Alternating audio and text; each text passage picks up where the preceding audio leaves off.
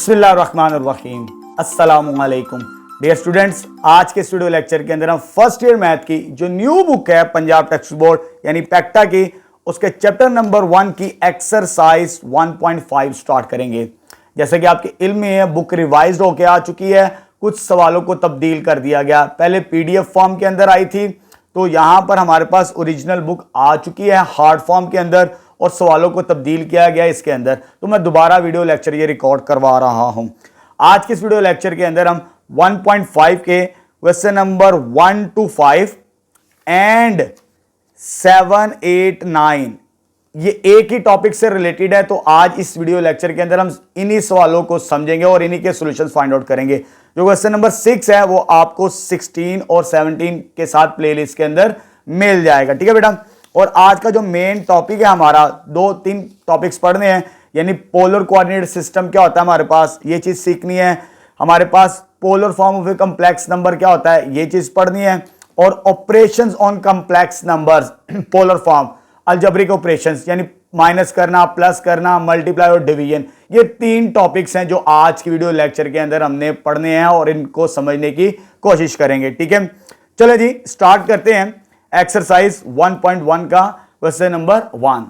चलिए बेटा exercise 1.5 start करते हैं। क्वेश्चन नंबर 1 की स्टेटमेंट है, प्लॉट द फॉलोइंग पॉइंट्स। ये हमें डिफरेंट पॉइंट्स दिए हैं, इनको हमने एक्स वाई प्लेन के अंदर रिप्रेजेंट करना है। ये जो पॉइंट्स है मेरे पास, ये पोलर फॉर्म के अंदर है। कंप्लेक्स नंबर 2 तरह से लिखे जाते हैं, पोलर फॉर्म और रेक्टेंगुलर कोऑर्डिनेट फॉर्म के अंदर। ये जो x प्लस अयोटा y होती है हमारे पास, ये रेक्टेंगुलर फॉर्म कहलाती है। लेकिन जो हमारे पास ये वाले नंबर्स इस तरह लिखे जाएं तो ये पोलर फॉर्म में कम्प्लेक्स नंबर है। ये पोलर पॉइंट्स हमें दिए हैं। अगर आप देखें आपकी बुक के अंदर पेज नंबर 14 पर इसको एक्सप्लेन किया हमारे पास। रेक्टेंगुलर कोऑर्डिनेट सिस्टम यानी एक्स वाई प्लेन के अंदर एक एक्स कंपोनेंट, दूसरा वाई कंपोनेंट। ये जो x कंपोनेंट होता है x एक्सिस पर कितना डिस्टेंस कवर करता है, और ये जो y कंपोनेंट होता है ये y एक्सिस का कितना डिस्टेंस कवर करता है। ये पॉइंट हमारे पास इसकी लोकेशन है रेक्टेंगुलर कोऑर्डिनेट सिस्टम के अंदर। लेकिन जो पोलर कोऑर्डिनेट होता है उसके 2 कंपोनेंट्स होते हैं, एक होता है r जिसे हम रेडियस कहेंगे, और दूसरा होता है थीटा जिसे आर्गुमेंट या एंगल कहेंगे, उस कंप्लेक्स नंबर का जो पॉजिटिव x एक्सिस के साथ बनाएगा हमारे पास एंगल। ठीक है, ये रेक्टेंगुलर और ये पोलर, हमें पॉइंट इस शेप के अंदर दिए हैं क्वेश्चन नंबर 1 के अंदर, उसको हमने रिप्रेजेंट करना है। लेकिन आपकी बुक के अंदर इस तरह आंसर दिए हुए हैं तो ये मुश्किल होता है समझना। आपको सिंपल जैसे ये एग्जांपल एक्सप्लेन किए ना, मैं इसी के मुताबिक इसको प्लॉट करना सिखाऊंगा ताकि आपके लिए सिंप्लिसिटी होगी, तो आपको चीजें समझना बहुत आसान होगी। सिर्फ हमने लोकेशन चेक करनी है। ठीक है, इस तरह भी कर सकते हैं, लेकिन ये बार बार दायरे बनाना आपके लिए इजी नहीं होगा। ये काम आसान होगा जैसे आपकी बुक में ये एग्जांपल एक एक्सप्लेन किया है पेज नंबर 15 के ऊपर। ठीक है, चले स्टार्ट करते हैं, साथ साथ मैं एक्सप्लेन करता चला जाऊंगा। जैसे कि मेरे पास फर्स्ट है, ये कंप्लेक्स नंबर है पोलर फॉर्म के अंदर। तो पोलर फॉर्म हमारे पास होती है, एक r होता है और एक थीटा होता है हमारे पास। ठीक है, पॉइंट को नोट करते जाना साथ साथ। यहां पर मेरे पास r की वैल्यू 2 है और एंगल कितना है। अब यहां पर ये r की वैल्यू हमारे पास और ये थीटा की वैल्यू 75 एंगल, यानी x एक्सिस के साथ वो एंगल बना रहा है 75 डिग्री। तो आपने d की मदद से ये एंगल ड्रॉ कर लेना है 75 डिग्री सबसे पहले। ठीक है, लेकिन r की वैल्यू 2 है, रेडियस यानी 2 है, 1 यूनिट 2 यूनिट। ठीक है, सिंपल आपने क्या करना है, चाहे कंपास से कर लें चाहे हाथ से कर लें, तो एंगल को ड्रॉ कर सकते हैं आप बड़ी आसानी के साथ। यानी इस रीजन पॉइंट पे रख के 0 पे, ये 2 पॉइंट पे रख के आप इस तरह एंगल को ड्रॉ कर लें, आपको लोकेशन मिल जाएगी। ठीक है, हाथ से भी कर सकते हैं, ताकि मैंने एक आधा पॉइंट बता दिया कि कंपास से इसकी डायरेक्शन सही आएगी। ये पॉइंट होगी पोलर फॉर्म के अंदर इसकी एग्जैक्ट लोकेशन। सिंपल, आपने एंगल को ड्रॉ करना है, जो भी एंगल हो, उसके बाद यूनिट से उसे मेजर कर देना सर्कुलर फॉर्म के अंदर, क्योंकि ये सर्कुलर फॉर्म होती है हमारे पास। ठीक है बेटा, चलिए बेटा सेकंड पार्ट को लोकेट करते हैं। ये मेरे पास r की वैल्यू है और ये थीटा की वैल्यू है। अगर r की वैल्यू नेगेटिव हो, देखिए जरा यहां पर, अगर हमें r की वैल्यू नेगेटिव हो तो आपने एंगल में जो भी एंगल हो उसमें पाई यानी 180 ऐड करना है उसकी एग्जैक्ट लोकेशन फाइंड आउट करने के लिए। ठीक है, तो यहां पर जो सेकंड पॉइंट है मेरे पास आर की वैल्यू नेगेटिव है। जब आर की वैल्यू नेगेटिव होगी इसे मुझे पॉजिटिव बनाना है। जब इसे पॉजिटिव बनाना है तो इसमें एंगल में 120 में पाई यानी 180 को ऐड करना पड़ेगा एग्जैक्ट लोकेशन के लिए। ठीक है बेटा, चले जी, तो ये आ जाएगा 3 और ये बनेगा 300 हमारे पास। ठीक है, लेकिन मुझे इनिशियल एंगल कितना दिया था 120, तो ये 120 को आपने डॉटेड लाइन के अंदर रिप्रेजेंट करना है। ये 90 और ये 120, ये 180 एंगल होता है, तो ये 120 की लोकेशन है। लेकिन आपने क्या करना है, इसको इसके बिल्कुल अपोजिट, ये 180 है ना, सॉरी 120 है, बिल्कुल इसके अपोजिट एक लाइन ड्रॉ करनी है क्योंकि हमने 180 ऐड किया है, तो ये एंगुलर इस फॉर्म के अंदर ऐड होगा। ठीक है, ये चीज आ जाएगी इसके ऊपर, ये जो लाइन हमने ड्रॉ की इसके ऊपर इस पॉइंट की लोकेशन होगी। ठीक है, जैसे कि मेरे पास ये 300 है और ये 3 है, इस 0 पॉइंट पे रख के ये लोकेशन 3 के ऊपर आप कंपास से ड्रॉ कर दें तो आपको आसानी से आंसर मिल जाएगा। देखें जी, तो ये लोकेशन आ जाएगी हमारे पास। ठीक है, कंपास से कर दे चाहे हाथ से कर दे, ये लोकेशन हमारे पास आ गई इस पॉइंट की, इसकी। अब आते हैं नेक्स्ट, इसमें आर की वैल्यू पॉजिटिव है लेकिन जो थीटा दिया वो रेडियन के अंदर है, तो इसे आप कन्वर्ट कर लें डिग्री के अंदर, तो पाई बराबर होता है 180 डिग्री के। जब इसे 6 पे डिवाइड करेंगे तो 30 एंगल बनता है। कितना बनता है 30 डिग्री। ठीक है, तो ये मैंने 30 पहले से ड्रॉ किया हुआ प्रोटेक्टर की मदद से, डी की मदद से। ठीक है, और आर यानी रेडियस कितना है, कितने यूनिट का है 2 यूनिट का, ये 1 यूनिट और ये 2 यूनिट। ये सिंपल है, इसको ऐसे लोकेट कर दें तो ये जो पॉइंट होगा हमारे पास ये होगा 230 डिग्री। ठीक है, सिंपल है, सवाल कोई मुश्किल नहीं है। चलिए बेटा नेक्स्ट फोर्थ पार्ट, इस पॉइंट की लोकेशन फाइंड आउट करते हैं। ये मेरे पास आर की वैल्यू है और ये थीटा की वैल्यू, थीटा रेडियन में है, डिग्री में बना लेंगे तो काम आसान होगा आपके लिए। तो ये आ जाएगा 5 एज इट इज और 5 पाई बाय 6 आपने से कैलकुलेट करना है, ये 150 डिग्री के इक्विवेलेंट होता है हमारे पास। ठीक है बेटा, 150 डिग्री मैंने पहले से ही लोकेट कर दिया यहां पे डी की मदद से। और यूनिट कितना, रेडियस कितना है यानी आर की वैल्यू 5 है, तो यहां पर ओरिजिन पॉइंट पे रख के आपने इस पॉइंट से 5 पे तो आपने सर्कल ड्रॉ कर देना है, तो आपको उस पॉइंट की लोकेशन बहुत आसानी के साथ मिल जाएगी। तो ये लोकेशन आ जाएगी हमारे पास इस पॉइंट की। ठीक है बेटा, इस तरह काम करेंगे तो काम आसान होगा। चले जी नेक्स्ट फिफ्थ पार्ट। अब यहां पर आर की वैल्यू नेगेटिव है लेकिन ये थीटा रेडियन में है, इसे डिग्री में कन्वर्ट कर लेते पहले।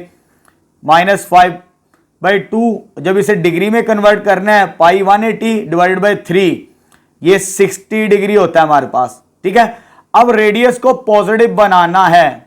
ठीक है, पहले मैं बता चुका हूं, पॉजिटिव आएगी तो उसकी एग्जैक्ट लोकेशन हमें मिलेगी। तो पॉजिटिव कैसे होगा, हम 60 में ऐड करेंगे, क्या करेंगे ऐड 180 डिग्री ऐड करेंगे तो ये 2.5 और ये हो जाएगा एंगल 240 डिग्री। ठीक है बेटा, लेकिन इनिशियल एंगल कितना दिया था मुझे 60। पहले तो आपने वही ड्रॉ करना जो इनिशियल एंगल होता है, लेकिन अगर नेगेटिव वैल्यू आ जाए बिल्कुल इसके अपोजिट डायरेक्शन में, क्योंकि हमने 180 एंगल ऐड किया है, बिल्कुल इसके अपोजिट डायरेक्शन में ये लाइन आपने ड्रॉ करनी है। यहां पर इसकी लोकेशन हमें मिल जाएगी इस पॉइंट की, लेकिन 2.5 है आर की वैल्यू, 2.5 यहां पर कहीं पर होगी। तो आपने 2.5 की कंपास ओपन करनी है, जितनी भी हमारे पास लोकेशन मिलती है तो आपने सर्कल ड्रॉ कर देना है। ठीक है, सिंपल। तो ये मेरे पास आ जाएगा सिंपल ड्रॉ करने से, यहां पर इसकी लोकेशन ये आ जाएगी।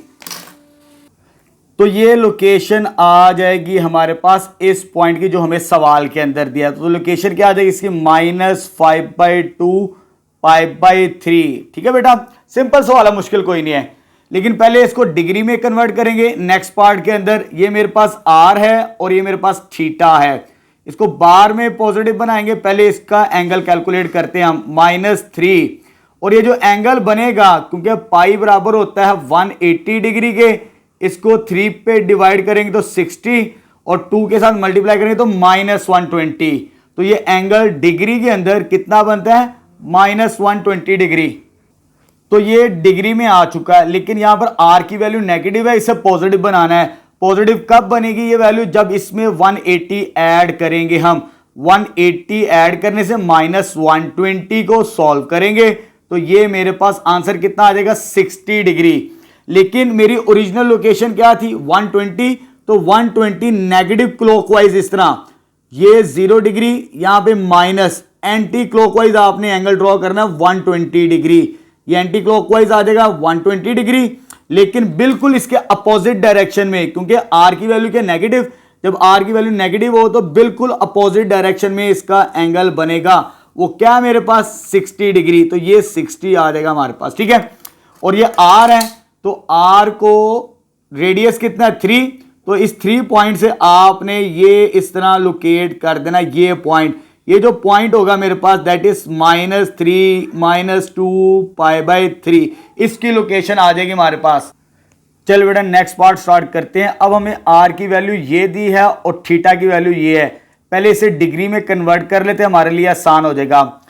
कैसे कन्वर्ट करेंगे? पाई की वैल्यू थी 180 मल्टीप्लाई बाय 19, ये आंसर आएगा, डिवाइडेड बाय 12।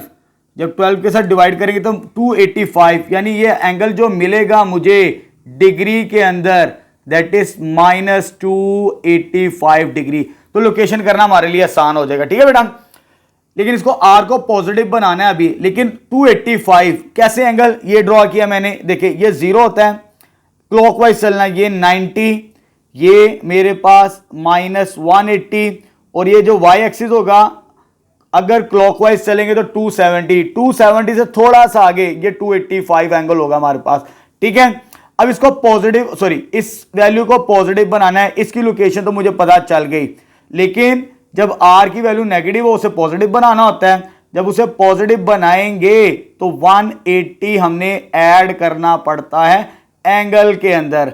जब एंगल में 180 ऐड करेंगे, ठीक है, तो 105 मिलता है, -105 डिग्री, ठीक है बेटा। ये चीज आ जाएगी, और ये कितनी वैल्यू आती है?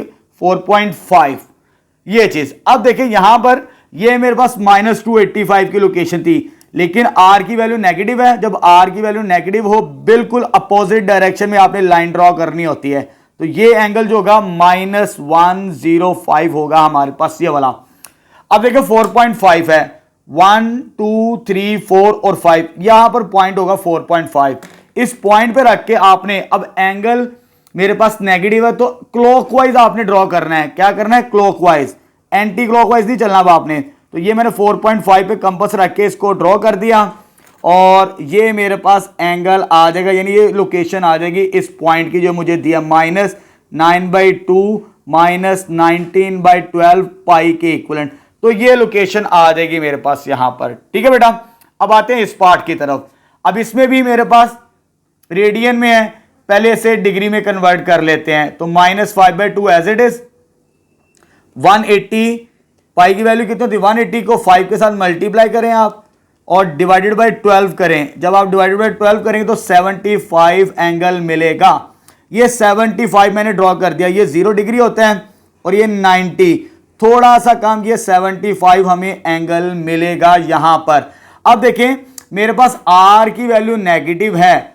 जब आर की वैल्यू नेगेटिव हो तो उसे पॉजिटिव बनाना होता है। जब इसे पॉजिटिव बनाएंगे तो इसमें हम 180 को ऐड करेंगे। 180 यानी 75 प्लस 180, तो ये तो 2.5 बनता है। इसे कैलकुलेटर से चेक कर लें आप, और ये एंगल मेरे पास आएगा 255 डिग्री। ये एंगल बनेगा 255। ओरिजिनल एंगल ये था, लेकिन आर की वैल्यू नेगेटिव है, तो 75 के बिल्कुल अपोजिट डायरेक्शन में आपने लाइन ड्रॉ करनी है। जब लाइन ड्रॉ कर लेंगे, ये जो एंगल होगा दैट इज 255 डिग्री मेरे पास, क्योंकि एंगल पॉजिटिव है तो एंटी क्लॉकवाइज हमने रेडियस ड्रॉ करना है। अब देखिए यहां पर 2.5 है आर की वैल्यू, ये 1 2 और 3, ये जो पॉइंट होगा इस पॉइंट से आपने कंपास को लोकेट करना है, तो आपको आंसर मिल जाएगा। कंपास ना भी हो तो हाथ से बना लें, सिर्फ सिंपल लोकेशन शो करनी है हमने, ठीक है बेटा।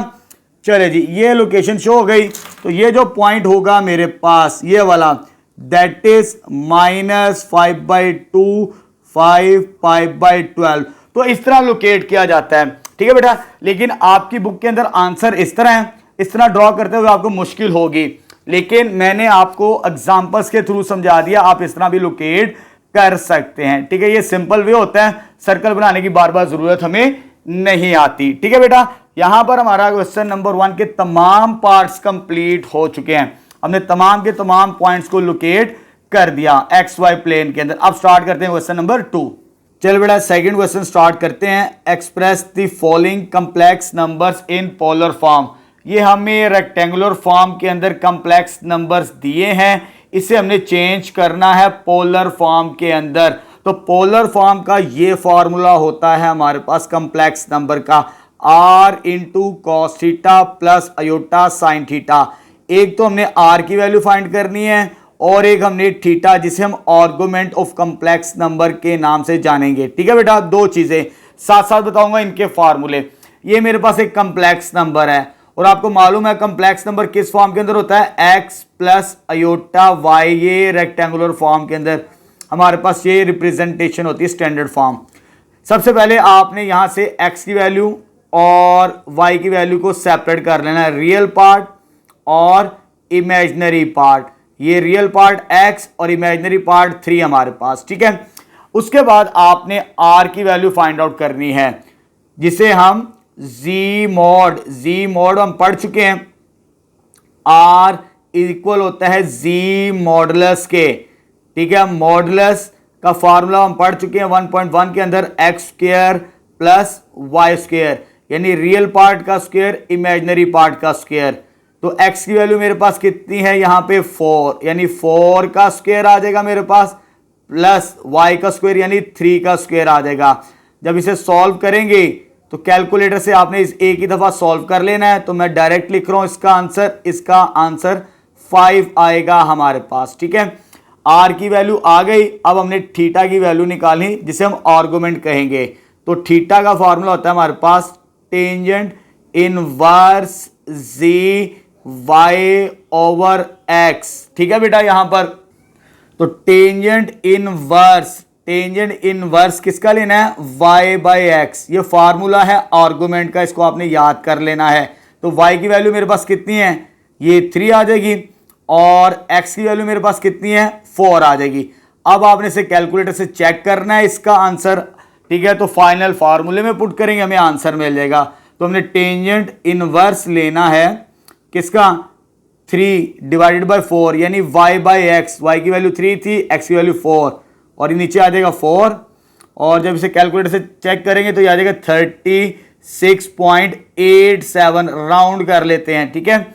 राउंड करने के बाद आपने इस फॉर्मूले के अंदर रिप्लेस करनी है दो वैल्यूज, एक ये वैल्यू और एक ये वैल्यू, ठीक है। तो रिक्वायर्ड पोलर फॉर्म आ जाएगी हमारे पास।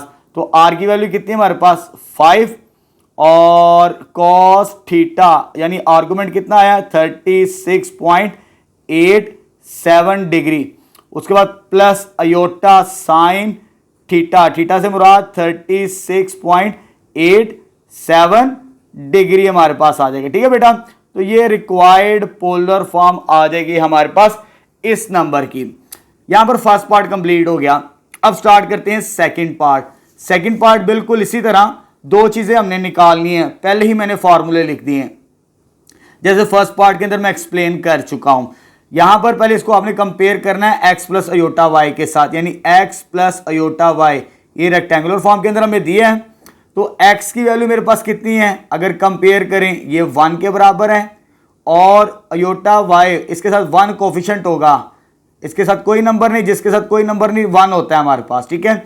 यानी x की वैल्यू 1, इसके साथ कोई नंबर नहीं था तो y की वैल्यू 1 आ जाएगी। हमें कॉम्प्लेक्स नंबर पोलर फॉर्म के अंदर निकालना है, तो उसके लिए मैं r का फॉर्मूला मैं बता चुका हूं, z मॉडुलस। तो z मॉडुलस यानी square root of x square plus y square.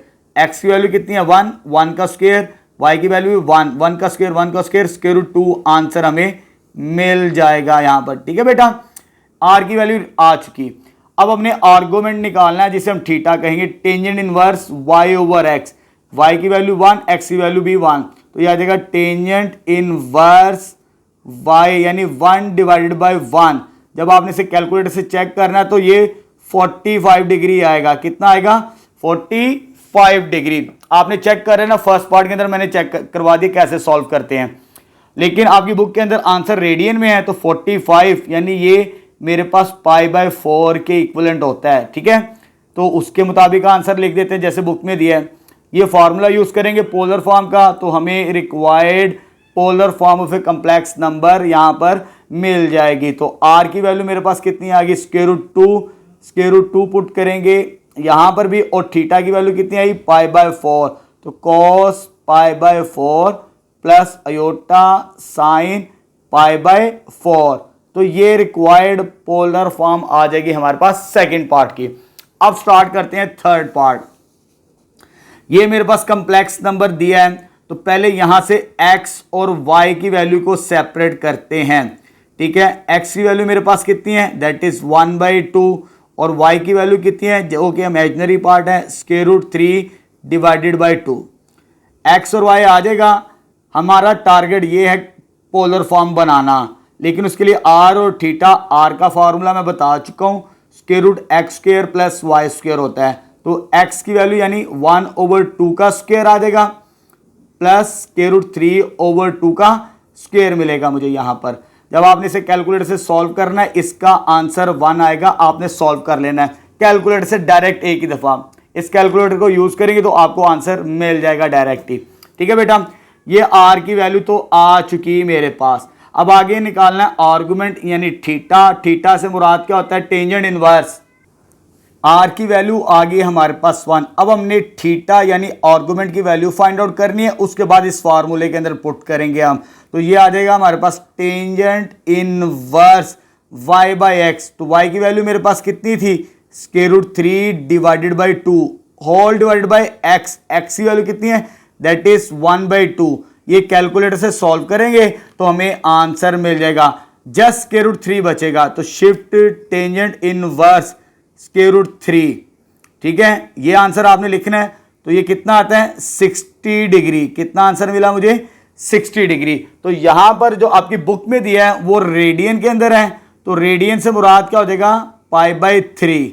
आप कैलकुलेटर से डायरेक्ट भी सॉल्व कर सकते हैं। ठीक है बेटा, चलो जी, अब वैल्यू रिप्लेस करेंगे इसके अंदर, आपको आंसर मिल जाएगा। तो r की वैल्यू कितनी आई थी मेरे पास, दैट इज 1, और थीटा की वैल्यू मेरे पास कितनी आ गई, दैट इज π/3 60 डिग्री।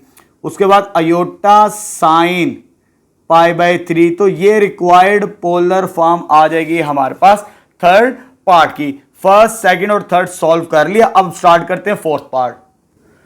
चलो बेटा, नेक्स्ट फोर्थ पार्ट स्टार्ट करते हैं। अब हमने इसे पोलर फॉर्म के अंदर कन्वर्ट करना है। ये हमारे पास x कंपोनेंट है, दैट इज -5/2 आ जाएगा, और इसका इमेजिनरी पार्ट यानी y कंपोनेंट -5 डिवाइडेड बाई 2। ठीक है बेटा, कंप्लेक्स नंबर के लिए हमें पहले r की वैल्यू चाहिए। तो r का फॉर्मूला ये होता है मॉडुलस ऑफ z यानी √x² प्लस y²।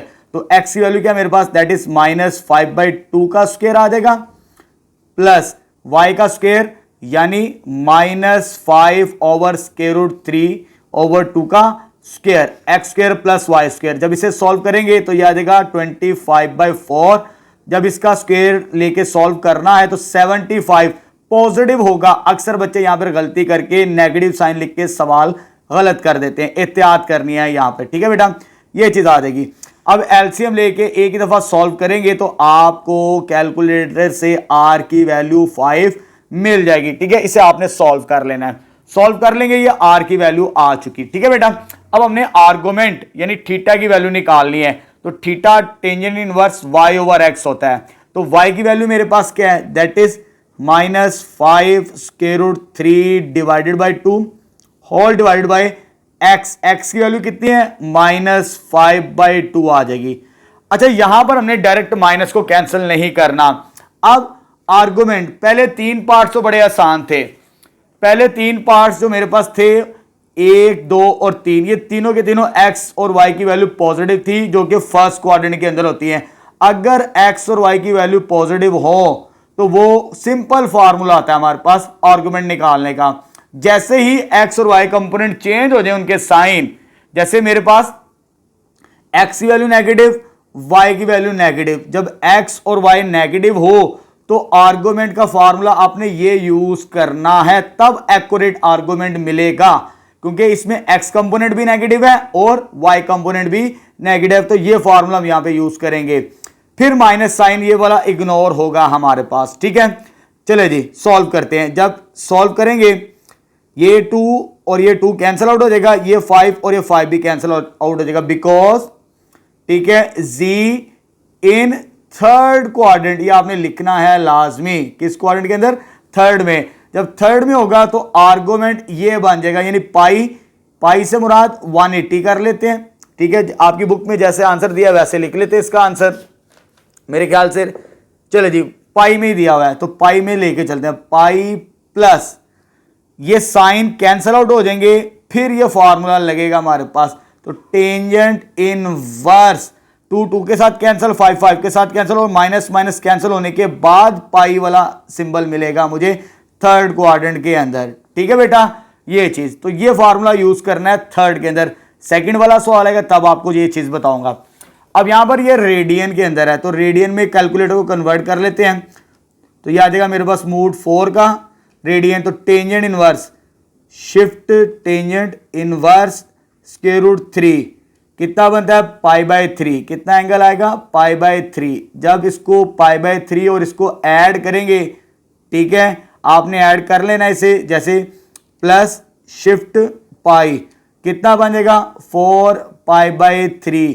तो फाइनल ये आर्गुमेंट मिलेगा हमें इस पार्ट के अंदर, ठीक है। इंपॉर्टेंट पार्ट है, इसे अच्छे तरीके से आपने प्रिपेयर करना है, ठीक है।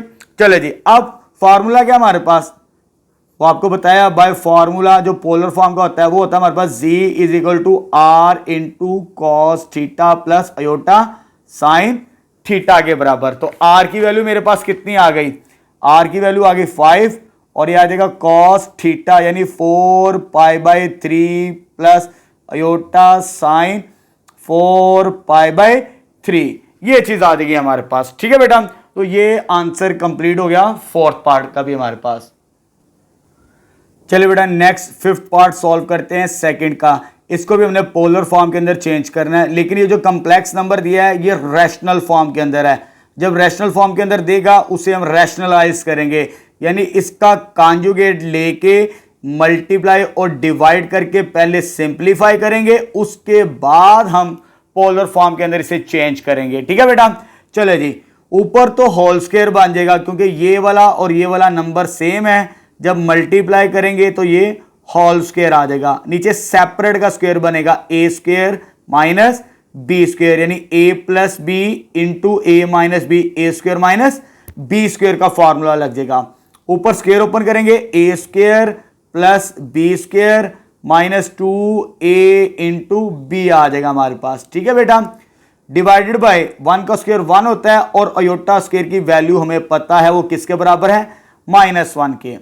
अब ऊपर सॉल्व करते हैं, 1 का स्क्वायर क्या होता है? 1 और ये आ जाएगा अयोटा स्क्वायर की वैल्यू -1 -2 अयोटा, जब इसको मल्टीप्लाई करवाएंगे हम, ठीक है बेटा। अब आगे नेक्स्ट स्टेप में तो ये हो जाएगा 1 + 1, ठीक है, माइनस माइनस प्लस, लेकिन ये और ये कैंसल आउट हो जाएगा, +1 -1, तो ये -2 अयोटा बचेगा डिवाइडेड बाय 2, 2 के साथ कैंसल, तो फाइनली मेरे पास z किसके इक्विवेलेंट आ जाएगा? जस्ट माइनस अयोटा के बराबर। क्या बचेगा? Minus iota. लेकिन ये प्योर इमेजिनरी नंबर है हमारे पास, प्योर कंप्लेक्स नंबर है, रियल पार्ट नहीं है, लेकिन इसे हमने कन्वर्ट करना है पोलर फॉर्म के अंदर, तो रियल पार्ट को हम अज्यूम कर लेते हैं 0 के बराबर, ताकि सॉल्व करने में हमें आसानी हो, ठीक है। तो वेयर x की वैल्यू जो होगी हमारे पास वो क्या आ जाएगी? 0 के बराबर, क्योंकि ये रेक्टेंगल फॉर्म के अंदर है, रियल पार्ट 0 है, और इमेजिनरी पार्ट अक्सर बच्चे यहां पे गलती करके अयोटा लिख देते हैं, अयोटा के साथ जो नंबर है वो लिखना होता है, दैट इज -1, ठीक है बेटा, ये चीज आ जाएगी। अब इसको यूज करते हुए हम कंप्लेक्स नंबर के अंदर इसे चेंज करेंगे, लेकिन उसके लिए हमें क्या करना पड़ेगा? पहले r की वैल्यू, r किसके बराबर होता है? That is modulus of z is equal to square root of x square plus y square के बराबर। अच्छा जी, x की वैल्यू कितनी है? 0, यानी 0 का स्क्वायर और -1 का स्क्वायर। जब इसे सॉल्व करेंगे तो 0 प्लस 1, तो फाइनली r की वैल्यू हमारे पास 1 आ जाएगी यहां पर। ठीक है, चलो जी नेक्स्ट, हमें आर्गुमेंट की वैल्यू चाहिए। किसकी? आर्गुमेंट यानी tangent inverse y over x, ये चीज आ जाएगी। अब यहां पर सॉल्व करते तो y की वैल्यू मेरे पास कितनी है? That is -1, -1 divided bye 0। ठीक है, जब हम किसी नंबर को 0 पे डिवाइड करें तो इंफिनिटी होता है, याद रखिए। तो -∞, ये कैलकुलेटर पे इसका आंसर नहीं आना, लेकिन आपके बुक के अंदर ये पॉइंट लिखा हुआ है, इसको आपने एमसीक्यूज के तौर पे भी याद करना है। ये वाला पॉइंट, अगर y की वैल्यू नेगेटिव हो, x बराबर हो 0 के, तो एंगल कितना आएगा? -90। ये याद रखना है आपने, ठीक है, क्योंकि हमारे पास ये जो वैल्यू होती है ना -1/0, 1/0 इंफिनिटी होता है, तो इंफिनिटी से मुराद साथ में साइन क्या है? माइनस। तो कैलकुलेटर पे इसका आंसर एग्जिस्ट नहीं करता, इसे आपने देख लेना है। 1/0 मैथ एरर देगा, डज नॉट एग्जिस्ट। ठीक है, तो ये याद रखें। तो 1/∞ हम चैप्टर नंबर 12 के अंदर जाके पढ़ेंगे, वहां पे इंफिनिटी का कंसेप्ट आपको क्लियर होगा। किसी नंबर को 0 पे डिवाइड करें तो इंफिनिटी साथ में माइनस होता है, लेकिन यहां पर आपने एंगल कैसे डिफाइन करना है ये मैंने बता दिया। अगर x y की वैल्यू नेगेटिव हो, x 0 हो, तो यहां पर मुझे y नेगेटिव दिया है और x की वैल्यू 0, तो ये -90 के बराबर मींस कितना होगा? -π/2 डिग्री, सॉरी -π/2 रेडियन के अंदर। रेडियन आपको आता है, उसको सॉल्व कर सकते हैं बाय फार्मूला। बाय फार्मूला क्या होता है हमारे पास, जिसके अंदर हमने चेंज करना है polar form, r into cos theta plus iota sine theta. तो r की वैल्यू मेरे पास कितनी आई थी? स्टार्टिंग में 1 आ गई, और कॉस थीटा की वैल्यू कितनी आ गई? -π/2 प्लस अयोटा साइन -π/2। तो ये हमारे पास फाइनल कंप्लेक्स नंबर आ जाएगा पोलर फॉर्म के अंदर। ठीक है बेटा, चलो जी नेक्स्ट स्टार्ट करते हैं। चलो बेटा, इस पार्ट को पोलर फॉर्म के अंदर चेंज करते हैं। ठीक है, पहले इसको हम रैशनलाइज करेंगे, उसके बाद इसको पोलर फॉर्म के अंदर कन्वर्ट करेंगे। तो रैशनलाइज करने के लिए क्या तरीकाकार होता है? इसका साइन चेंज करके, यानी इसका कॉन्जुगेट लेके मल्टीप्लाई और डिवाइड करवाएंगे। पहले ऊपर मल्टीप्लाई करवाते हैं, इसको इसके साथ मल्टीप्लाई करवाएंगे तो ये आ जाएगा √3 आ जाएगा। इसको और इसको मल्टीप्लाई करवाएंगे तो ये √3 का स्क्वायर इंटू अयोटा आ जाएगा हमारे पास। ठीक है, उसके बाद इसको और इसको मल्टीप्लाई करवाएंगे तो ये आ जाएगा अयोटा।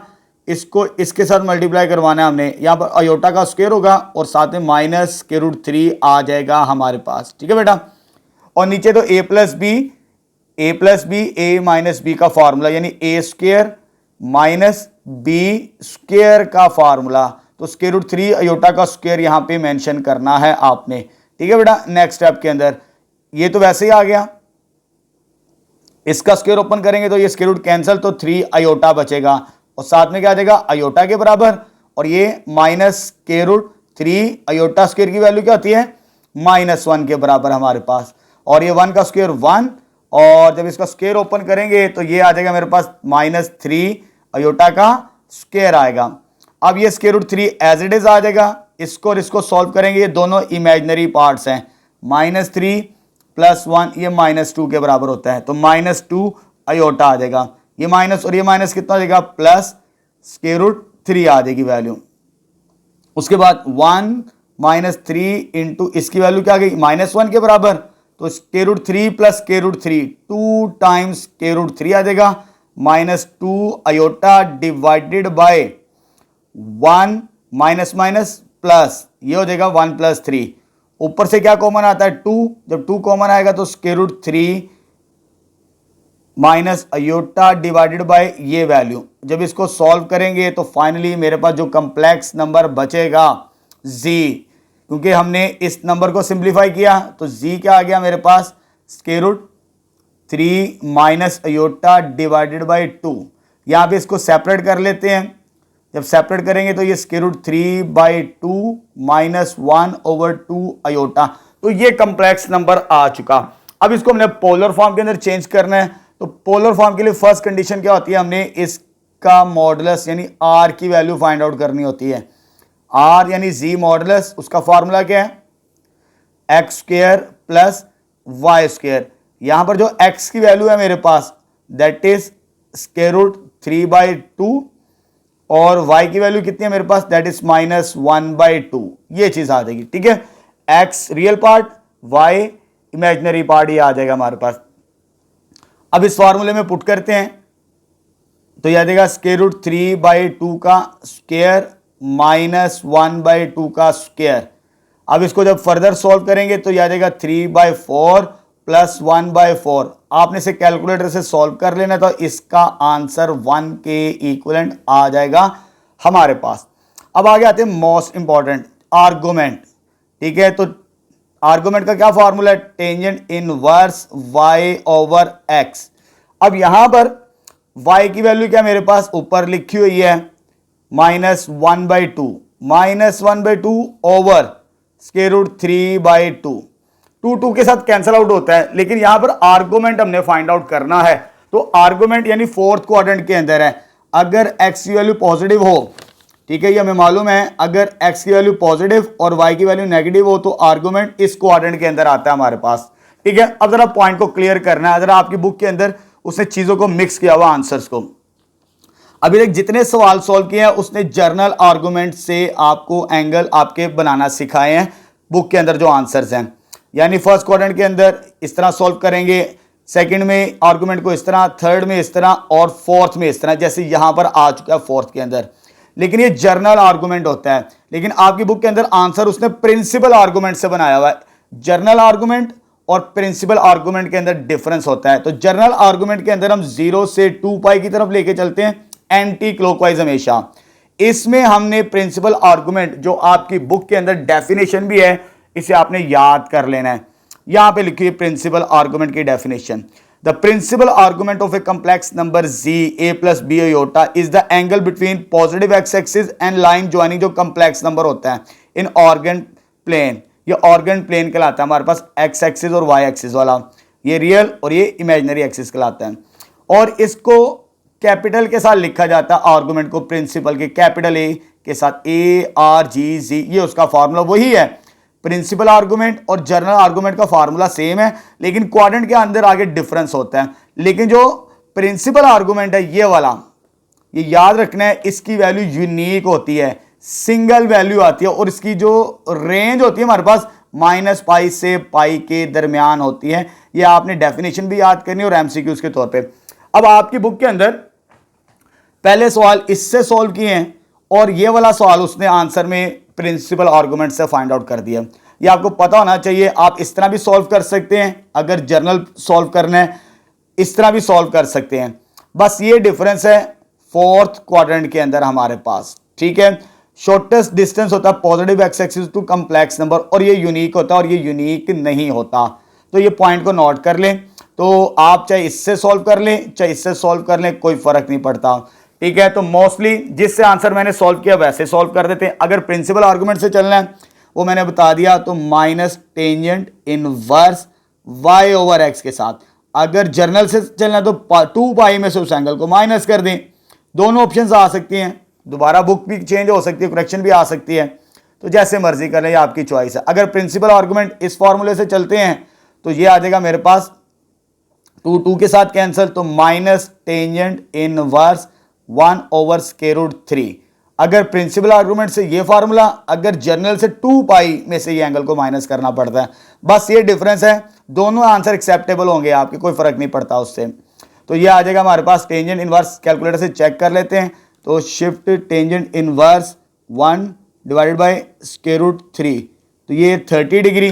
30 डिग्री से मुराद होता है हमारे पास थीटा की वैल्यू -π/6, जो आपकी बुक के अंदर आंसर दिया हो, उसने प्रिंसिपल आर्गुमेंट से सॉल्व किया। तो बाय फार्मूला, ठीक है, एक ही सवाल ऐसा है, बाकी और किसी सवाल में कोई गड़बड़ नहीं है, सिंपल आप सॉल्व कर सकते हैं, क्योंकि मैंने डिफरेंस बता दिया आपको। फार्मूला क्या था, r cos theta plus iota sine theta. तो यह आ जाएगा 1 इंटू कॉस थीटा की वैल्यू कितनी है, तो कॉस थीटा आ जाएगा -π/6 प्लस अयोटा साइन -π/6, ठीक है। जैसे मर्जी सॉल्व कर ले, आंसर आपके दोनों के एक्सेप्टेबल होंगे। कुछ टीचर इससे करवाएंगे, कुछ टीचर इससे करवाएंगे, तो दोनों ही आंसर एक्सेप्टेबल होंगे। तो यहाँ पर क्वेश्चन नंबर 2 का 6 पार्ट में हमारा कंप्लीट हो गया। चलिए बेटा क्वेश्चन नंबर 2 का लास्ट पार्ट स्टार्ट करते हैं। अब हमें ये कम्प्लेक्स नंबर दिया है, इसको हमने पोलर फॉर्म के अंदर चेंज करना है। तो सबसे पहले इसे स्टैंडर्ड फॉर्म के अंदर कन्वर्ट करेंगे, a प्लस बी आयोटा की फॉर्म के अंदर। तो जब इसे सिंप्लीफाई करना होता है, इसका कॉन्जुगेट यानी ये साइन चेंज करके हम मल्टीप्लाई करेंगे और डिवाइड करेंगे यहाँ पर। ठीक है बेटा, ये कॉन्जुगेट होता है कम्प्लेक्स नंबर का। तो रैशनलाइज करके इसको सिंप्लीफाई करेंगे पहले। चलो जी, इसको इसके साथ मल्टीप्लाई करेंगे तो ये 12 हो जाएगा हमारे पास। ठीक है, इसको जब इसके साथ मल्टीप्लाई करवाएंगे तो -9 आयोटा आ जाएगा। इसको जब इसके साथ मल्टीप्लाई करवाएंगे तो +16 आयोटा आ जाएगा। इसको और इसको मल्टीप्लाई करवाना है तो 4 × 3 12, तो साथ में माइनस आयोटा का स्क्वायर मिलेगा मुझे यहाँ पर। नीचे a plus B a minus b यानी a स्क्वायर माइनस b का स्क्वायर, 3 का भी स्क्वायर लिखना साथ, अक्सर बच्चे यहाँ पे छोड़ देते हैं। ठीक है बेटा, चलो जी ऊपर सिंप्लीफाई करते हैं। ये 12 एज इट इज, इसके साथ योटा नहीं है, इन दोनों के साथ योटा है। -9 + 16 ये आ जाएगा 7 और साथ में क्या आ जाएगा अयोटा, तो +7 अयोटा। अयोटा स्क्वायर की वैल्यू क्या होती है -1 के बराबर। ठीक है बेटा, उसके बाद ये आ जाएगा 16 और ये आ जाएगा 9, 3 का स्क्वायर और साथ में क्या आ जाएगा अयोटा का स्क्वायर मिलेगा मुझे। 12 + 7 अयोटा और ये साइन चेंज कर देगा, +12 के बराबर आ जाएगा। तो 16 अयोटा स्क्वायर की वैल्यू बताइए मैंने किसके बराबर है, -1 के बराबर। ये 12 और ये 12 कितना हो जाएगा 24 + 7 अयोटा डिवाइडेड बाय 16 + 9 हो जाएगा, ये माइनस माइनस प्लस। तो जी जो कम्प्लेक्स नंबर हमारे पास तो वो आ जाएगा फाइनली 24 + 17 अयोटा डिवाइडेड बाय 25। और इसका रियल और इमेजिनरी पार्ट सेपरेट कर देते हैं। इसका एलसीएम यानी इसके साथ भी 25 को अलहदा और इसके साथ भी 25 को अलहदा कर देते हैं। तो आ जाएगा 24/25 + 7 अयोटा ओवर 25। ये अभी हमारे पास रेक्टेंगुलर फॉर्म के अंदर आया सिंपल। इसको हमने सिंप्लीफाई कर लिया इस कॉम्प्लेक्स नंबर को। अब इसे हमने कन्वर्ट करना पोलर फॉर्म। तो पोलर फॉर्म के बारे में मैं बता चुका हूं कि पहले हम r की वैल्यू फाइंड करेंगे, उसके बाद थीटा। तो r का फॉर्मूला क्या होता है z मॉड के बराबर। तो z मॉड से मुराद क्या होता है √(x² + y²। ये मेरे पास x की वैल्यू है और ये मेरे पास y की वैल्यू है। ठीक है, x की वैल्यू कितनी है 24/25 का स्क्वायर, ये चीज आ जाएगी, और y की वैल्यू कितनी है 7/25 का स्क्वायर आ जाएगा मेरे पास। ठीक है बेटा, चले जी नेक्स्ट स्टेप। ये r वैसे ही आ गया, इसका स्क्वायर जब ओपन करेंगे ये आ जाएगा 576 डिवाइडेड बाय 625 प्लस ये कितना आ जाएगा 49/625। जब इसका एलसीएम लेके सॉल्व करेंगे तो आ जाएगा 625/625 विच इज √1। तो फाइनली r की वैल्यू कितनी आ गई 1 के इक्वलेंट आ गई हमारे पास। ठीक है बेटा, चलो जी अब आगे सॉल्व करते हैं इसे। एंड आर्गुमेंट की वैल्यू भी तो चाहिए हमें। तो आर्गुमेंट का फॉर्मूला क्या बताया था मैंने, थीटा बराबर होता है टेंजेंट इनवर्स y/x।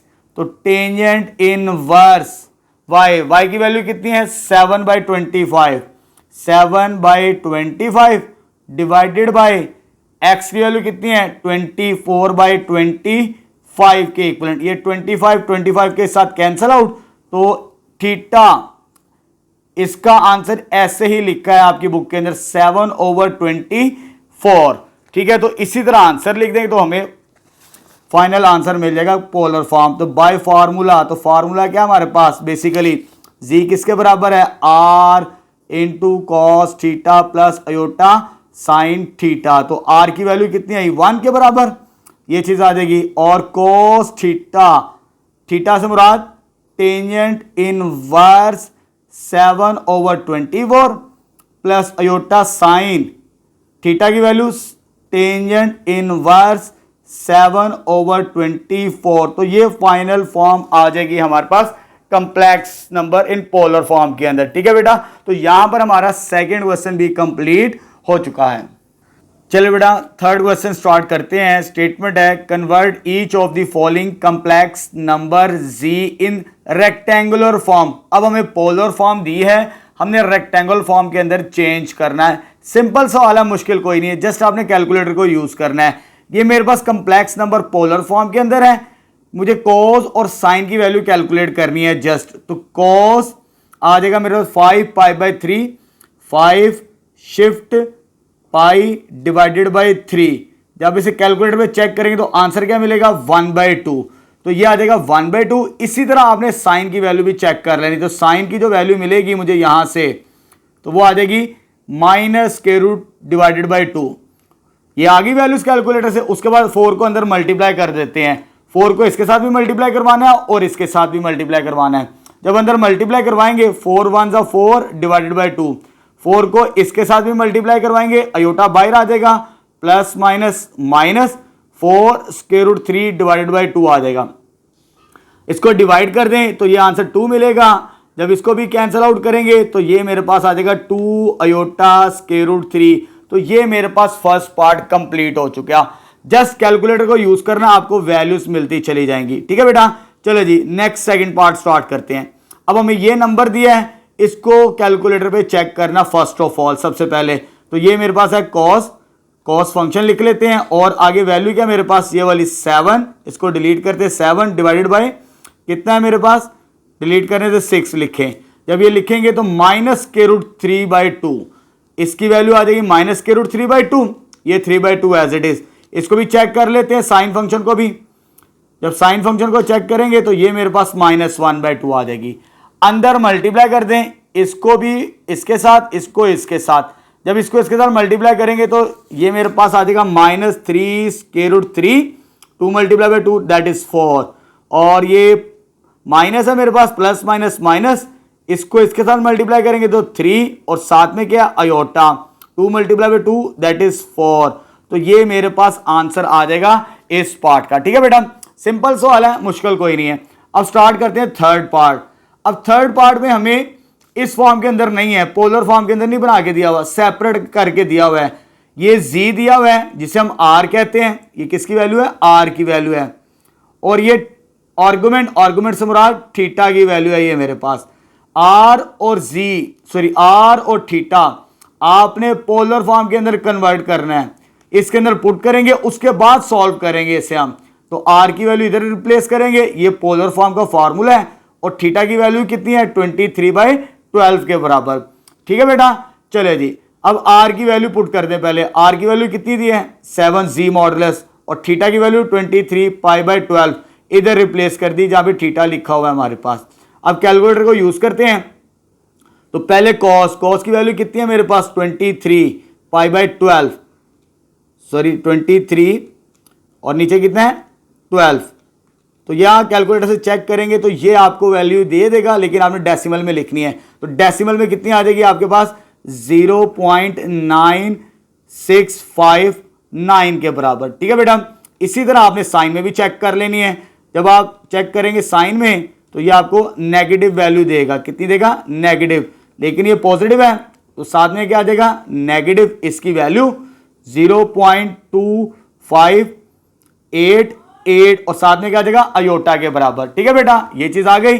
अब अंदर 7 के साथ मल्टीप्लाई करवाना है। पहले मैं इसको मल्टीप्लाई करवा रहा हूं, मल्टीप्लाई बाय 7 था हमारे पास। जब मल्टीप्लाई करवाएंगे 7 के साथ तो यह आ जाएगा -1.81 अयोटा के बराबर। इसी तरह इसको भी 7 के साथ मल्टीप्लाई करवाना है। जब आपने इसको मल्टीप्लाई करना है तो ये 6.76 इसका आंसर मुझे मिलेगा यहां पर। ठीक है बेटा, सिंपल सवाल है, मुश्किल कोई नहीं है। अगेन जी मॉडुलस दी है, ये किसकी वैल्यू है मेरे पास आर की, और ये आर्गुमेंट यानी ये थीटा की वैल्यू दी है। उसके बाद फॉर्मूले में पुट करेंगे, ये फॉर्मूला होता है पोलर फॉर्म का। तो आर की वैल्यू कितनी है 11, तो यहां पर 11 आ जाएगा। उसके बाद थीटा की वैल्यू इधर रिप्लेस करेंगे तो ये वैल्यू मुझे मिलेगी। ठीक है, और अयोटा साइन थीटा ये वैल्यू आ जाएगी। अब आपने इसे कैलकुलेटर पे खुद सॉल्व कर लेना। ठीक ठीक है, मैंने पहले से सॉल्व की ये वैल्यूज, तो ये मेरे पास आ जाएगी इसकी वैल्यू -0.9659 के बराबर, और ये आ जाएगी मेरे पास -2.588 आयोटा। ठीक है, कैलकुलेशन मैंने पहले की हुई है, आपने कर लेनी है। उसके बाद 11 को इसके साथ मल्टीप्लाई करेंगे तो ये आ जाएगा -10.63, इसको इसके साथ मल्टीप्लाई करेंगे 11 को, ये आंसर मिलेगा। उसके बाद इसको इसके साथ मल्टीप्लाई करेंगे तो ये मेरे पास ये 0.25 था, इसे करेक्ट कर लीजिएगा, और माइनस आ जाएगा 2.85 आयोटा के बराबर। ठीक है, सिंपल सवाल है, मुश्किल कोई नहीं है। नेक्स्ट स्टार्ट करते हैं। चलिए बेटा नेक्स्ट फिफ्थ पार्ट को सॉल्व करते हैं। अब जी मॉडुलस और आर्गुमेंट हमें दिया है, तो जी मॉडुलस से मुराद आर है और आर्गुमेंट से मुराद थीटा। ये पोलर फॉर्म है, इसमें पुट करने के बाद हम रेक्टेंगुलर फॉर्म बनाएंगे इसकी। तो आर की वैल्यू कितनी है, 10/3 आ जाएगी मेरे पास, और कॉस थीटा, थीटा से मुराद आर्गुमेंट कितना दिया, -17π/12, यह आ जाएगा प्लस अयोटा साइन थीटा की वैल्यू -17π/12 आ जाएगी। ठीक है बेटा, तो ये आ जाएगा मेरे पास, बाद में से डिवाइड कर लेते 10/3। पहले कॉस की वैल्यू चेक करते, कॉस आ जाएगा मेरे पास -17 शिफ्ट पाई डिवाइडेड बाय 12। जब इसकी वैल्यू चेक करेंगे तो ये वैल्यू मुझे मिलती है, दैट इज माइनस, ये वैल्यू मिलेगी 588। उसके बाद इसको भी चेक कर लेते हैं, साइन की वैल्यू, साइन की वैल्यू क्या आती है मेरे पास, इसी की वैल्यू ये पॉजिटिव मिलेगी, दैट इज पॉजिटिव 0.9659 आयोटा के बराबर। ठीक है बेटा, ये वैल्यूज आ चुकी हैं। अब 10 के साथ multiply by 10 divided by 3, check करते हैं क्या वैल्यू मिलती है। तो ये मेरे पास वैल्यू आ जाएगी इसकी, क्योंकि मैंने इसको इसके साथ मल्टीप्लाई किया है, तो ये आते 3.2198 आयोटा के बराबर। इसी तरह आपने इसको इसके साथ मल्टीप्लाई करना है, इसका आंसर आएगा मेरे पास -0.8627। तो ये कंप्लीट हो जाएगा हमारे पास फिफ्थ पार्ट भी। अब आगे चलते हैं जी सिक्स पार्ट की तरफ। ये सिंपल है मेरे पास, लेकिन ये डिग्री में है, तो सबसे पहले आप इसे डिग्री में चेंज करेंगे, फिर सॉल्व करेंगे, क्योंकि पहले मैंने कैलकुलेटर को रेडियन पे रखा हुआ था। ये चीज आ जाएगी, बस कैलकुलेटर में वैल्यूज पुट करनी है, आपको आंसर मिल जाएगा। cos 33 cos -33, ये वैल्यू मेरे पास आती है 0.8386। इसी तरह 2 अयोटा साइन 33 को भी चेक कर लेते हैं, -33, तो ये माइनस में आती है, -0.5446 आ जाएगी। 2 को जब अंदर मल्टीप्लाई करेंगे ये 1.68 हो जाएगा, प्लस माइनस हो जाएगा, और ये -1.09 अयोटा जब इसको इसके साथ मल्टीप्लाई करवाएंगे। ठीक है बेटा, तो यहां पर हमारा थर्ड क्वेश्चन भी कंप्लीट हो चुका। हमने रेक्टेंगुलर फॉर्म के अंदर भी कन्वर्ट कर दिया पोलर कॉम्प्लेक्स नंबर्स को। ठीक है, चलिए नेक्स्ट स्टार्ट करते हैं। चलिए बेटा नेक्स्ट क्वेश्चन नंबर 4 स्टार्ट करते हैं, एक्सरसाइज 1.5 का। अब यहां पर हमें दो कॉम्प्लेक्स नंबर्स दिए हैं पोलर फॉर्म के अंदर। तो फर्स्ट पार्ट के अंदर हमने इन दोनों को प्लस करना है, सेकेंड पार्ट के अंदर इन दोनों polar form of complex number को माइनस, थर्ड में मल्टीप्लाई और फोर्थ में डिवाइड करना है। ठीक है बेटा, ये काम करना है इस सवाल के अंदर। दो कॉम्प्लेक्स नंबर्स हमें पोलर फॉर्म के अंदर दिए हैं। चलिए फर्स्ट पार्ट को सॉल्व करते हैं, z1 plus z2 find out करते हैं। तो z1 प्लस z2, ये मैंने z1 लिख लिया, ये z2 लिख लिया, जो हमें सवाल के अंदर गिवन था। अब नेक्स्ट स्टेप में इस 9 को इन दोनों के साथ मल्टीप्लाई कर देंगे, इस 5 को इन दोनों के साथ मल्टीप्लाई कर देंगे, तो हमारे पास ये स्टेप आ जाएगा यहाँ पर 9 cos 5π/4। इसी तरह 9 को इसके साथ मल्टीप्लाई करेंगे, 5 को इसके साथ मल्टीप्लाई करवाएंगे और 5 को इसके साथ मल्टीप्लाई करेंगे, तो ये हमारे पास आ जाएगा। ठीक है बेटा, अब नेक्स्ट स्टेप, ये रियल है और ये रियल पार्ट है जिसमें आयोटा नहीं है। तो पहले आप रियल पार्ट को एक दफ़ा सेपरेट कर लें, जैसे मैंने यहाँ पे कर लिया। नेक्स्ट स्टेप के अंदर ये रियल और ये रियल दोनों को प्लस करके एक ही सिंगल कॉम्बिनेशन बना लेते हैं। ये इमेजिनरी और ये इमेजिनरी, इन दोनों में से आयोटा कॉमन आएगा, तो ये साइन π/4 प्लस 5 साइन π/3, ये इसको मैंने साइड पे कर लिया, यानी रियल और इमेजिनरी पार्ट को सेपरेट कर लिया। अब आपने कैलकुलेटर को यूज करना है और वैल्यू फाइंड आउट करनी है। जैसे मेरे पास क्या है 9 cos 5 pi bye 9 5 shift pi by 4 sorry plus 5 cos shift pi by 3।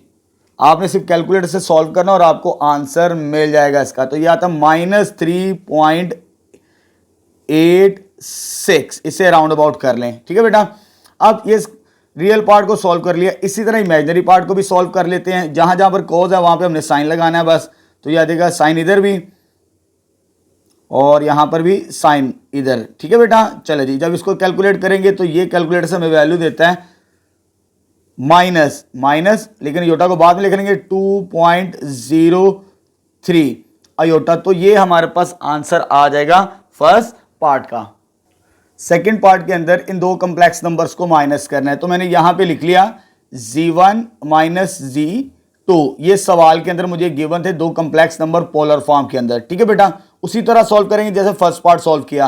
पहले 9 को इन दोनों के साथ मल्टीप्लाई करेंगे और -5 को इन दोनों के साथ मल्टीप्लाई करवाएंगे। तो ये हमारे पास आ जाएगा एक्सप्रेशन यहाँ पर।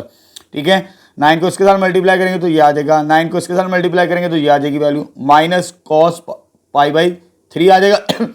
माइनस प्लस माइनस अयोटा भी है साथ में, ख्याल रखना है 5 sin पाई बाई 3 आ जाएगा। ठीक है बेटा, सिंपल। उसके बाद ये रियल पार्ट और ये रियल पार्ट, ये इमेजिनरी और ये इमेजिनरी सेपरेट कर लेते हैं। चले जी, ये मेरे पास आ गया रियल पार्ट और ये मेरे पास आ गया इमेजिनरी पार्ट। ठीक है बेटा, इसमें से अयोटा कॉमन आएगा तो ये वैल्यू बनेगी, ये सिंपल एज इट इज आ जाएगा रियल पार्ट हमारे पास। अब कैलकुलेटर से वैल्यू चेक करनी है सिंपल, जैसे मेरे पास ये वाली वैल्यू है ना, पहले मेरे पास लिखी हुई है अब माइनस करना है दो कॉम्प्लेक्स नंबर्स को डिलीट करके माइनस चेक करते हैं।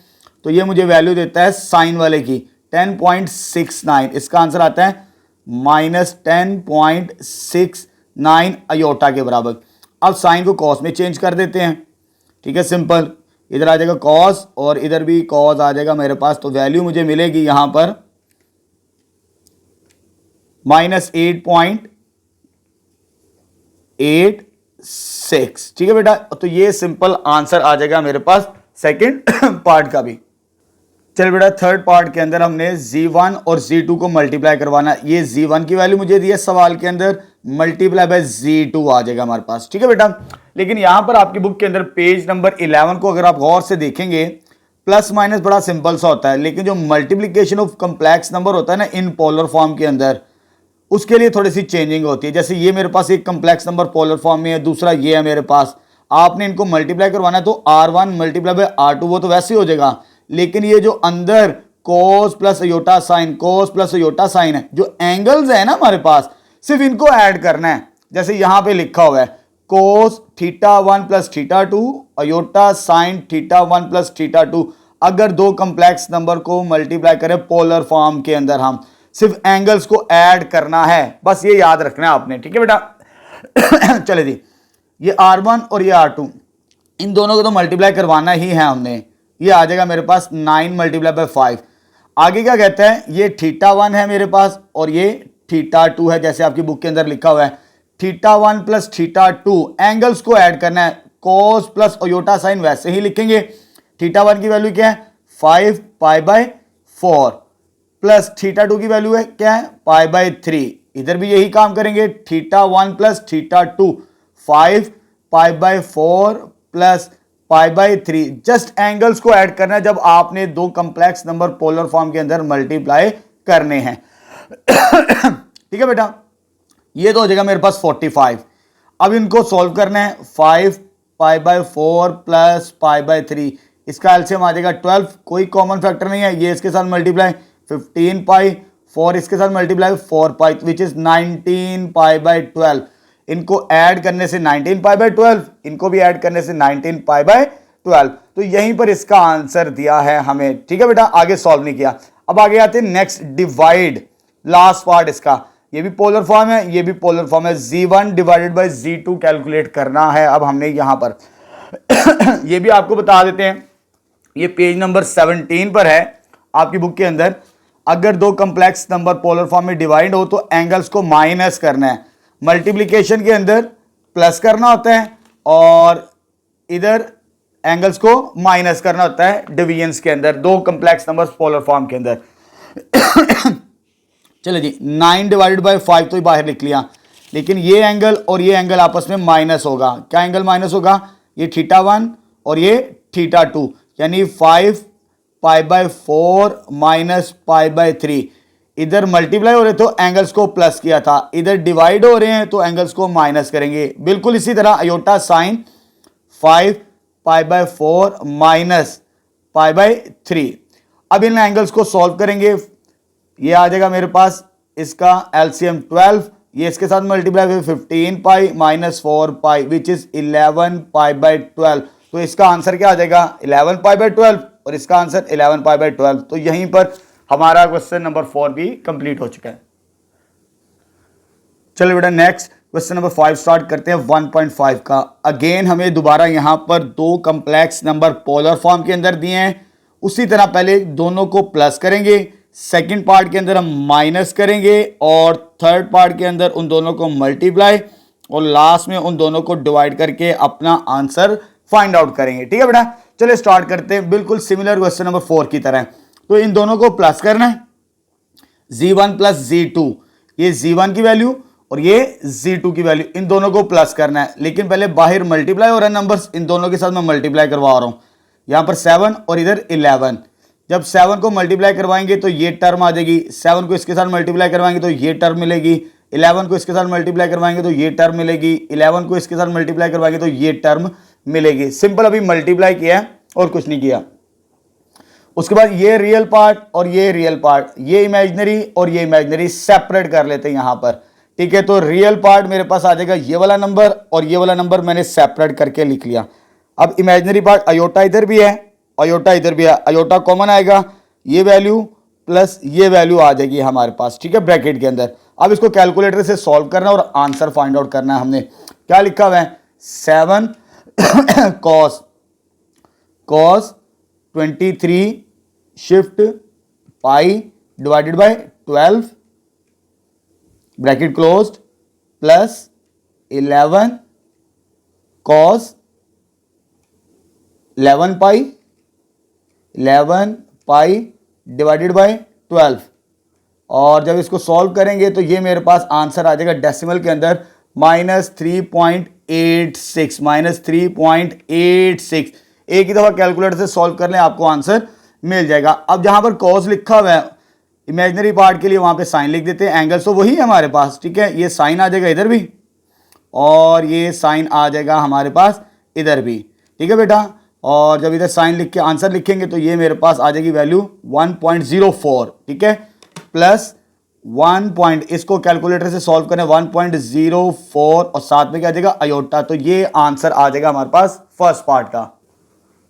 चलिए बेटा, यहां पर अब इन दोनों कम्प्लेक्स नंबर्स को माइनस करना है। तो माइनस से मुराद ये first complex number minus second complex number आ जाएगा पोलर फॉर्म के अंदर, जो सवाल के अंदर हमें दिया था।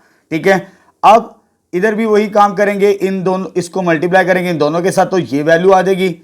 अब -11 को दोनों के साथ मल्टीप्लाई करना है तो साइन भी साथ साथ चेंज करने, साइन नहीं भूलना आपने। ठीक है, ये -11 और ये माइनस प्लस -11, साथ में वो ट्रिग्नोमेट्रिक रेशियो आ जाएगी हमारे पास। ठीक है बेटा, अब उसके बाद ये रियल और ये रियल पार्ट, ये इमेजिनरी और ये इमेजिनरी, रियल और इमेजिनरी पार्ट को सेपरेट कर लेते हैं। इसको और इसको एक साथ लिख लिया, इसमें से और इसमें से अयोटा कॉमन आ जाएगा तो ये वैल्यू आ जाएगी हमारे पास sin 23 π/12 और sin 11 π/12, साथ में मल्टीपल में क्या 11। अब कैलकुलेटर का काम है हमारा, पहले से मेरे पास बना हुआ फंक्शन, इसमें से माइनस करना है। पहले वाले में प्लस किया था, इसमें माइनस करना है। ठीक है बेटा, आपने खुद कर लेना है, मैंने बनाना सिखा दिया था आपको। ये मैंने पहले साइन वाली वैल्यू कैलकुलेट की है 4.66 माइनस इसकी वैल्यू आई मेरे पास -4.66 और साथ में क्या आ जाएगा? अयोटा के बराबर आ जाएगा। ठीक है बेटा, अब जहां पे साइन था उधर कॉस लिख लेते हैं तो आंसर सेकंड वाला भी आ जाएगा मेरे पास। तो यहां पर इसे साइन को कॉस कर देते हैं, तो इधर भी साइन को कॉस कर देते हैं हम। जब ये करेंगे तो ये मेरे पास आंसर आ जाएगा 17.39। कितना आंसर आएगा? 17.39। तो मेरे पास ये आंसर आ जाएगा इस कंप्लेक्स नंबर का Z1 माइनस Z2 का। चल बेटा थर्ड पार्ट सॉल्व करते हैं। अब यहां पर हमने दो नंबर्स को मल्टीप्लाई करवाना है, ठीक है। चलिए सॉल्व करते हैं। तो ये मेरे पास दो कंप्लेक्स नंबर पोलर फॉर्म के अंदर दिए, इनको मल्टीप्लाई करवाना है। मल्टीप्लाई का तरीकाकार मैं आपको बता चुका हूं क्वेश्चन नंबर 4 के अंदर। इन नंबर्स को मल्टीप्लाई करना है, 7 मल्टीप्लाई बाई 11, ये मेरे पास बाहर आ जाएगा। यहाँ पर जो कॉस की रेशियो है, इनके एंगल्स को प्लस करना है। ये θ1 और ये θ2, यानी 23 pi by 12 divided by 12 plus θ2 की वैल्यू क्या कॉस की 11 पाई बाई 12, ठीक है। इधर भी प्लस करेंगे, जो साइन का कॉम्बिनेशन होगा हमारे पास 23 pi by 12 plus 11 pi by 12। ये मैं आपको बता चुका हूं, दो कंप्लेक्स नंबर अगर पोलर फॉर्म के अंदर मल्टीप्लाई हो तो उनके एंगल्स को ऐड किया जाएगा, कॉस वाले को कॉस के साथ, साइन वाले को साइन वाले के साथ। ये एंगल ऐड कर दिए। अब इसको सॉल्व करना हमने नेक्स्ट स्टेप में। ये 77 हो जाएगा। अब इसको सेपरेटली सॉल्व करते हैं, 23 pi by 12 plus 11 pi by 12, ठीक है बेटा। चले जी, एलसीएम सेम है, ऊपर वैल्यूज भी वैसे ही आ जाएंगी। 23 प्लस 11 पाई, तो ये आ जाएगा 34 पाई बाई 12। तो ये सॉल्व करने से मेरे पास आ जाएगा लीस्ट वैल्यू 17 पाई बाई 6। इधर भी, तो इधर भी वही आंसर बनेगा, 17 पाई बाई 6 आ जाएगा हमारे पास, ठीक है बेटा। अब आगे इसको सॉल्व किया हुआ है तो इसको आगे फर्दर सॉल्व कर लेते हैं, ठीक है। लेकिन उससे पहले ये मल्टीप्लाई करवा देते हैं इसको इसके साथ, ताकि हमारी कैलकुलेशन आसान हो जाए। 77 cos 17 pi by 6 plus iota 77 sine 17 pi by 6, यानी एक ही दफा कैलकुलेशन कर ले, आंसर मिल जाए हमें। 77 को अंदर मल्टीप्लाई करवा दिया। पहले इसको सॉल्व करते हैं। 77 cos 17 shift pi divided by 6 के साथ डिवाइड करेंगे तो ये मेरे पास आंसर आ जाएगा इसका कैलकुलेटर से -66। कितना आ गया? -66.68। इसी तरह अब कॉस की जगह क्या लिखना आपने? साइन की वैल्यू, तो ये साइन लिखेंगे तो आपको ये देगा 38.5 प्लस 38.5 और साथ में क्या देगा? अयोटा, ठीक है बेटा। तो यहां पर ये वाला पार्ट भी हमारा कंप्लीट हो गया। लास्ट पार्ट स्टार्ट करते हैं। चल बेटा लास्ट पार्ट स्टार्ट करते हैं। Z1 divided by Z2 calculate करना है। ये दो कंप्लेक्स नंबर पोलर फॉर्म में, इनको डिवाइड करके सॉल्व करना है। तो 7 को 11 के साथ डिवाइड करेंगे तो वो बाहर आ जाएगा हमारे पास। ये दो कंप्लेक्स नंबर पोलर फॉर्म में डिवाइड हो रहे हैं, तो कॉस वाले एंगल को कॉस के साथ माइनस करेंगे तो 23 pi by 12 minus 11 pi by 12, ये θ1 माइनस θ2, ये एंगल आ जाएगा। बिल्कुल इसी तरह साइन के अंदर भी यही लिखेंगे, θ1 माइनस θ2, यानी 23 pi by 12 minus 11 pi by 12। जब इसको सॉल्व करेंगे 23 pi by 12 minus 11 pi by 12, इसका एलसीएम आ जाएगा 12। 23 पाई माइनस 11 पाई, ऊपर आ जाएगा 12 पाई डिवाइडेड बाई 12, तो आंसर कितना आ जाएगा? जस्ट पाई के इक्विवेलेंट। तो इसका आंसर कितना आ जाएगा? पाई के इक्विवेलेंट। तो इसका आंसर भी क्या आ जाएगा? पाई के इक्विवेलेंट, ठीक है बेटा। अब कॉस पाई की वैल्यू चेक कर लेते हैं। सिंपल कॉस पाई शिफ्ट पाई, तो ये -1 के बराबर होता है, इसकी वैल्यू आ जाएगी -1। इसी तरह हम साइन में भी लिख लेते हैं, तो साइन में मेरे पास आ जाएगी 0 के बराबर। कितनी आ जाएगी? 0 के बराबर, ठीक है। बस इसको मल्टीप्लाई करवा दे, हमारा आंसर आ जाएगा। तो ये मल्टीप्लाई होगा इसके साथ, तो -7/11। 0 को जब मल्टीप्लाई करवाना है इसके साथ तो वो 0 ही रहना हमारे पास। यही आपकी बुक के अंदर आंसर दिया हुआ है। तो ये सिंप्लीफिकेशन यानी क्वेश्चन नंबर 5 भी हमारा कंप्लीट हो चुका। चलिए बेटा नेक्स्ट क्वेश्चन नंबर 6, ये मैं सॉल्यूशंस करवा चुका हूं। इसका प्रूफ वो आपको प्लेलिस्ट के अंदर इसका वीडियो लेक्चर मिल जाएगा, इसका सॉल्यूशन, जिसके अंदर मैंने क्वेश्चन नंबर 6, 16 और 17 के सॉल्यूशंस फाइंड आउट किए, ठीक है। क्योंकि बुक रिवाइज्ड होकर आई थी तो ये सॉल्यूशंस मैं करवा चुका हूं अलहदा वीडियो लेक्चर के अंदर। अब हमने स्टार्ट करना है क्वेश्चन नंबर 7। अब देखिए हमारे पास अगेन दो पोलर फॉर्म के अंदर नंबर्स हैं, एक Z1 है और एक Z2 है। डिवाइड करना है इन्हें। डिवाइड का तरीकाकार तो हम सीख चुके हैं क्वेश्चन नंबर 4 और 5 के अंदर। सिंपल है जी, दोनों को डिवाइड करना है, यानी Z1 डिवाइडेड बाई Z2। ये Z1 की वैल्यू और ये Z2 की वैल्यू मेरे पास। यहां पर ये कैंसिल आउट हो जाएगा तो इधर बचेगा 2, ठीक है बेटा। इधर क्या बचेगा? जस्ट 2 हमारे पास। लेकिन दो कंप्लेक्स नंबर्स हमें डिवाइड हो रहे हो पोलर फॉर्म के अंदर तो उनके एंगल्स को माइनस किया जाता है, यानी 150 में से ये एंगल माइनस करना है तो ये आ जाएगा cos 150 माइनस 30। तो यहां पर भी 150 माइनस 30 करेंगे हम, और जब इसे सॉल्व करेंगे तो एंगल कितना मिलेगा मुझे 120 डिग्री। तो इसको सॉल्व करेंगे तो ये भी 120 डिग्री मुझे वैल्यू मिलेगी। अब cos 120 की वैल्यू होती है मेरे पास -1/2। कितनी होती है? -1/2 प्लस, जब इसकी वैल्यू कैलकुलेटर से आपने चेक करनी है तो √3 डिवाइडेड बाई 2 को अंदर मल्टीप्लाई कर देंगे तो ये मेरे पास आ जाएगा फाइनली। मैं इधर सोल्व कर देता हूं तो 2 को अंदर मल्टीप्लाई करेंगे तो ये आ जाएगा -2 डिवाइडेड बाई 2 प्लस अयोटा √3, 2 भी आएगा साथ, मल्टीप्लाई हो रहा है, 2 इसके साथ भी मल्टीप्लाई करवा दिया, इसके साथ भी, ये 2 कैंसिल हो जाएगा तो ये इधर 1 बचेगा, -1, ये 2 कैंसिल तो इधर अयोटा √3 बचेगा हमारे पास। तो ये फाइनल आंसर आ जाएगा इस पार्ट का हमारे पास। ठीक है बेटा, चलो जी नेक्स्ट क्वेश्चन नंबर 8। यहां पर हमने दो कॉम्प्लेक्स नंबर्स को मल्टीप्लाई करवाना है। ये Z1 की वैल्यू दी है और ये Z2 की वैल्यू मल्टीप्लाई करवाना है। Z1 मल्टीप्लाई बाय Z2, ये Z1 की वैल्यू मल्टीप्लाई बाय Z2 की वैल्यू आ जाएगी मेरे पास। मल्टीप्लिकेशन के अंदर मैंने बताया था इन नंबर्स को तो मल्टीप्लाई करना है 2 को 5 के साथ, लेकिन एंगल्स को प्लस करना है, सिंपल। तो ये आ जाएगा मेरे पास 2 मल्टीप्लाई बाय 5, ये आ जाएगा। कॉस वाले एंगल को कॉस के साथ ऐड करना है जब किया जाए मल्टीप्लाई दो polar form of complex numbers को, यानी 60 प्लस 90। तो साइन वाले एंगल को साइन में ऐड करेंगे, 60 प्लस 90 वैल्यू आ जाएगी मेरे पास। ठीक है बेटा, इन दोनों को प्लस करें तो एंगल कितना मिलेगा 150 डिग्री। इन दोनों को एंगल को ऐड करेंगे तो 150 डिग्री। 2 5 कितना हो जाएगा 10 आ जाएगा हमारे पास। ठीक है, अब इसको सिंप्लीफाई करना है। जब सिंप्लीफाई करना है, बाहर तो 10 है, cos 150 की वैल्यू चेक कर लेते हैं।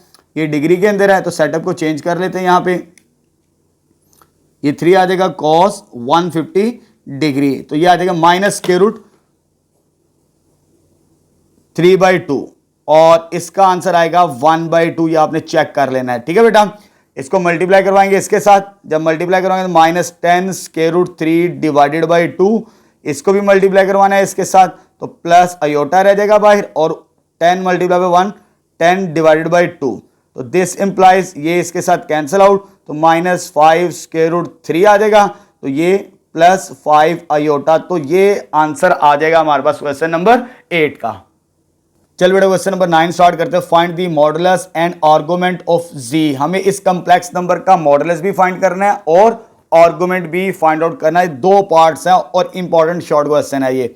नाउ चले जी फाइंड आउट करते हैं पहले मॉडुलस। मॉडुलस हम 1.1 के अंदर पढ़ चुके हैं। इसका फार्मूला आता है हमारे पास x² प्लस y² हमारे पास। ठीक है, तो ये x की वैल्यू -2 है हमारे पास, यहां पर x is equal to -2 real part, और y की वैल्यू भी कितनी है -2। इस फार्मूले के अंदर पुट करेंगे हमें आंसर मिल जाएगा -2 का स्क्वायर -2 का स्क्वायर आ जाएगा। तो ये आ जाएगा मेरे पास 4 और ये भी क्या आ जाएगा 4।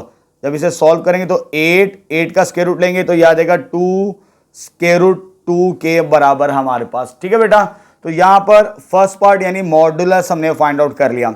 अब आगे आते हैं आर्गुमेंट। ठीक है, नाउ आर्गुमेंट का फॉर्मूला मैं आपको बता चुका हूं, that is theta is equal to tangent inverse y over x। यहां पर x y की वैल्यू क्या है मेरे पास, दैट इज -2 ओवर x की वैल्यू भी कितनी है -2 मेरे पास, जैसे यहां पे लिखा है। अब यहां पर x और y नेगेटिव है, ये बता चुका हूं। जब x और y नेगेटिव हो तो वो थर्ड क्वाड्रेंट के अंदर आता है। जब थर्ड क्वाड्रेंट के अंदर आर्गुमेंट आए तो हम ये फॉर्मूला यूज करेंगे pi plus tangent inverse y over x। x भी नेगेटिव y भी नेगेटिव। ठीक है बेटा, चलो जी, because z in third quadrant, अगर ये थर्ड में है, फॉर्मूला मैंने आपको बता दिया है, यानी पाई प्लस टेंजेंट इनवर्स 2/2, फिर वो नेगेटिव कैंसल आउट होगा हमारे पास ये वाला। ठीक है, अब इसे सॉल्व करते हैं तो ये आ जाएगा मेरे पास पाई, सॉल्व करेंगे टेंजेंट इनवर्स 1, इसका आंसर आता है π/4। कैलकुलेटर से इसे आपने चेक कर लेना है। जब इसे सॉल्व करेंगे तो 5 π/4। ये एंगल आया अभी सिंपल, जर्नल एंगल, लेकिन आपकी बुक के अंदर जो आंसर है वो जर्नलाइज किया हुआ है, तो इसको जर्नलाइज कर लेंगे लास्ट पे। जर्नलाइज यानी इसमें ऐड करेंगे 2n पाई, जर्नलाइज करेंगे थीटा के अंदर, ये थीटा है, जर्नल एंगल पढ़ चुके हम 9-10 क्लासेस के अंदर, थीटा प्लस 2n पाई, तो थीटा की वैल्यू मेरे पास क्या आई, वो आई 5 pi by 4, 5 pi by 4 plus 2n पाई। जब ये जर्नल एंगल पूछे तो आपने एंड में 2n पाई को ऐड करना होता है, तो ये फाइनल सॉल्यूशन आ जाएगा क्वेश्चन नंबर 9 का हमारे पास। ठीक है, तो यहां पर मैंने आपको फर्स्ट पार्ट के अंदर क्वेश्चन नंबर 1 to 9 के सॉल्यूशंस कंप्लीट करवा दिए। इंशाल्लाह नेक्स्ट वीडियो लेक्चर के अंदर ऑनवर्ड स्टार्ट करेंगे हम।